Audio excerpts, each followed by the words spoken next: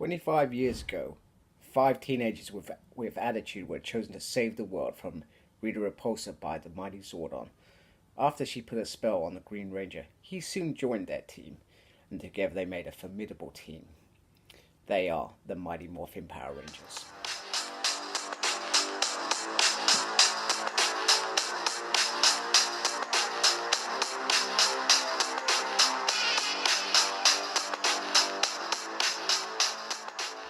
Hello and welcome to a Smurd P video, and today we are looking at Saban's Mighty Morphin Power Rangers Year 2 Deluxe Edition.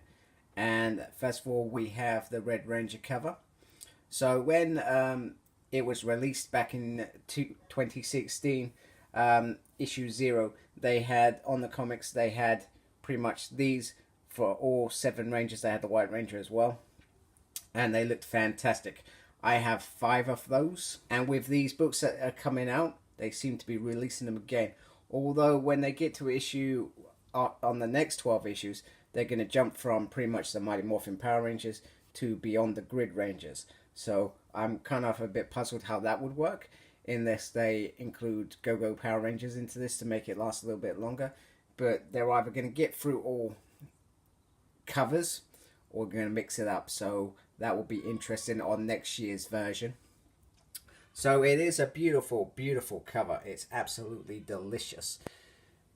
And that's probably not the word that I would usually use, but it is. And the side as well looks fantastic. A lovely Year 2 emblem there. And then these are all the artists, and Carl Higgins is the fantastic writer who has produced some amazing books. And on the back, well, it has, well, pretty much nothing apart from logos and scans. And if you're in the US, this is $75, UK $55, or CA $97, whatever. So it is quite a fair chunk of money, but I'll tell you what, it's worth it. One thing that me and my friend Infinity Nexus, you should check out his stuff. He does some fantastic Star Wars reviews. Is we were looking at eBay. Both of us were. We both noticed that the Year 1 book, which I will show in this video, it ended up selling for like 300 quid, which is a crazy amount of money. Now, don't get me wrong, this year, the Mighty Morphin Power Rangers series grew tremendously. And, you know, all of a sudden finding the comics was even difficult, which is why I subscribe and I get them from Forbidden Planet. But to end up seeing that was crazy. It makes me think, damn, maybe I should have brought 2 instead. But I don't think these books, they're beautiful. I don't think they're worth that much money. And, you know, people have clearly lost the plot a bit. But hey-ho, that's neither here nor there. The person who brought it clearly wanted it. Clearly had the money for it. But, yeah, crazy in my mind. So let's have a look inside. Boom Studios have done some fabulous work with it, and they're clearly recognised by some of the comic book reviewers. I've had the privilege for Shoot the Breeze Comics to review the comics as well, and I've got to say, you know, I do enjoy reviewing each issue. And then we get a nice little Megazord picture in there.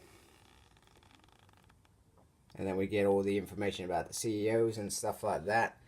Editors, etc., etc. And then this is the creative team. From illustrations to writers to colors to letters.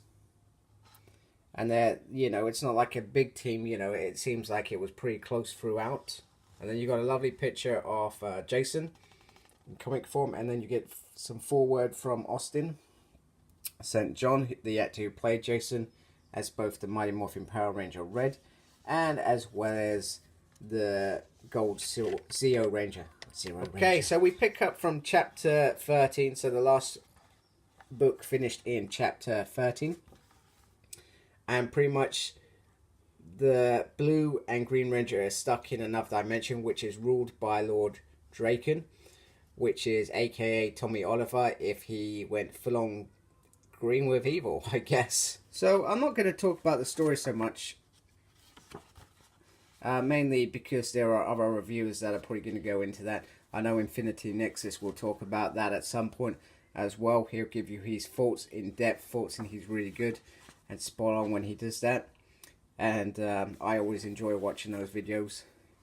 So I'm just going to show you a bit of art throughout and show you what you get from this series. So just so you're aware, this leads you all the way up to issue 24, which is just before Shatter Grid begins, which was the big crossover event last year of Go-Go Power Rangers and Mighty Morphin Power Rangers. Oh, I love this issue. This is back in the 60s. There was a threat, so Zordon put the Rangers together, and well, let's just say it doesn't end up so well for Grace and her team.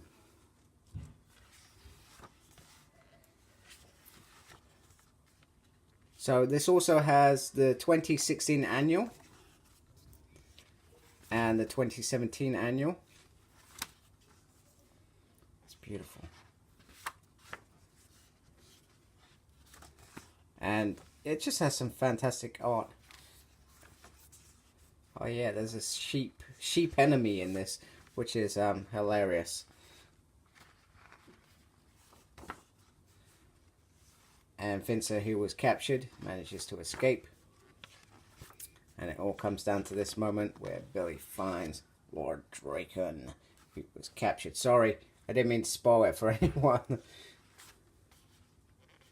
And then this takes you all the way up to Shatter Grid.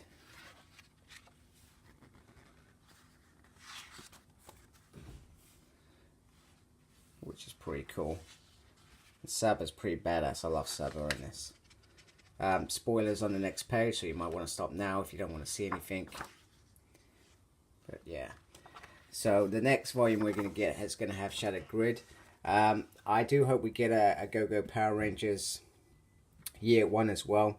That would obviously include their Shatter Grid if they're doing 12 issues like this. But I think they should do it because it's a no-brainer. Fans are going to buy it. I love these kind of sets. One thing that, and it's actually Infinity Nexus, so I keep mentioning the guy because he's a good guy and I like him and we have some good conversations. He's the one who pointed out that this doesn't have a dust cover. So for the amount of money that this book has, and I agree with him, it should have a dust cover to protect it. But it doesn't, so we're stuck with this. Hopefully when they hit issue 50, etc., we'll start seeing some omnibuses coming out, because that would be pretty damn exciting. You also get the ongoing misadventures of Squad and Bamboo, which is pretty cool. So in the first volume you had the adventures of Bulk and Skull. And then in the third volume you're going to have the Blue Centurion and Ninja. They're a lot of fun. Then we get a week in the life of Jason. So this kind of runs through what a week is like for him. Unlucky Heroes.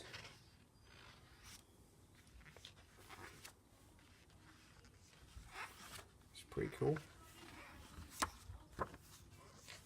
Then we get Only the Strong.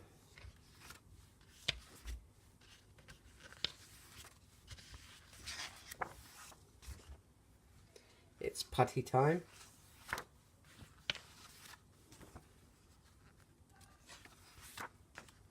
What Makes a Ranger. Search Party.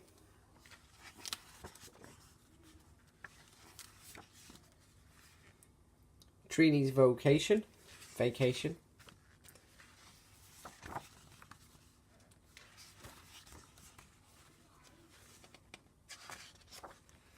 It's beautiful. I really do dig the artwork in the Power Rangers. Forever Mighty Morphin Black.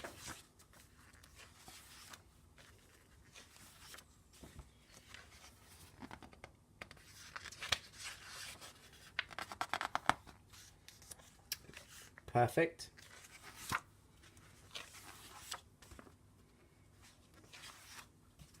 This is a really big book.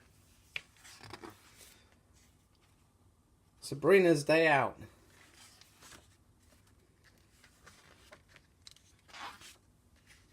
Scorpina. Also to confirm, the binding does look very strong. Right, so just to confirm, this is the 2017 annual. So the issues at the end are actually from here. So pretty much the same.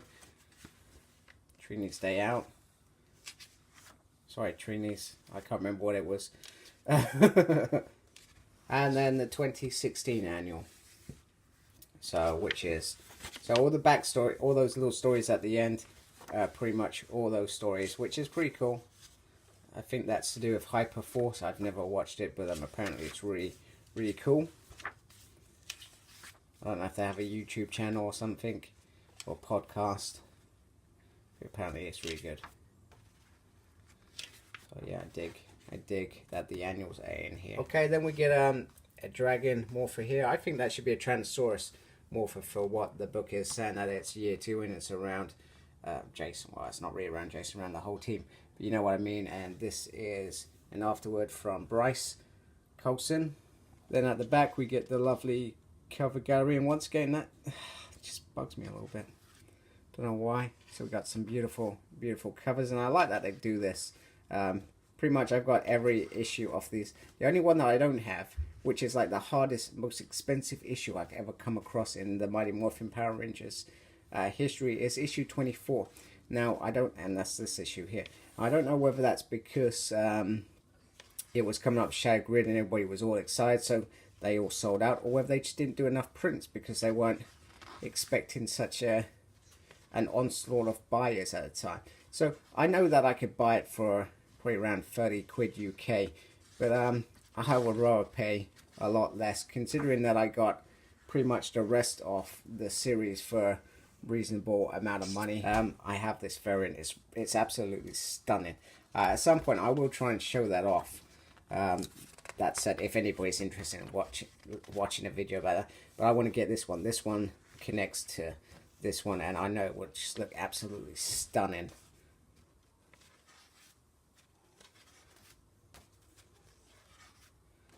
Go.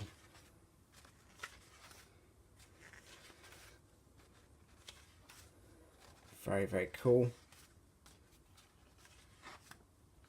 Oh, these were beautiful. And I think the one for issue 24 was this one. Once again, I'm obsessed with getting that issue. I will complete my set. I have every issue but that one, and it will happen. Oh, and I have this whole series, which I've shown in another video, which is pretty cool if you want to check it out. I got that San Diego set, 2017 set, for like 20 quid. I was wild chuffed with that. That was such a tick in the win column, so to speak. You gotta love some of these covers are stunning. I cannot turn the damn page. Oh, this is the annuals. So this one, I really wanted this one. I missed it. And there was a guy in the Ranger group that I'm in that actually got his SH Fig Arts, and he did this pose, and it looked absolutely gorgeous. Absolutely gorgeous. We got that, and then we got that, which is pretty cool. I've never seen this one. Oh wow, that's clearly how it's all meant to connect. I've never actually seen that. That is beautiful. One thing that I would say that I'm a bit gutted about is that they haven't had it added in Pink or the JLS crossover. I've got them in individual issues, but I was a bit disappointed that they haven't decided to add them in. Now don't get me wrong, the Pink I think is set more in the future. I haven't actually read it yet, and I don't know when the Gel Justice League crossover is meant to be. So you can get all the volumes in these separate volumes as well, if you're interested. I'm surprised that I don't mention the Go-Go Power Rangers one here. There's the year one, which is, you can't get it anywhere. So in terms of comparison, these are the two Mighty Morphin Power Ranger year 1 and year 2 books together, and they look absolutely glorious. And at the sides as well. So pretty much this is actually should be slightly bigger, because this has got the 12 issues in it, and then it's got the 2 annuals in it as well. So, but maybe they packed it more out with the posters here. So, in fact, if you look at the top, this is usually the poster section. You can see it's a lot bigger than this one. Here is just a comparison next to a Marvel Omnibus. So, you can just tell that it's slightly taller, but obviously it's only got a certain amount of issues in it. So, it is obviously smaller than an Omnibus, but it's slightly taller. So, that's pretty cool. So, all in all, this is a fantastic book to add to your collection.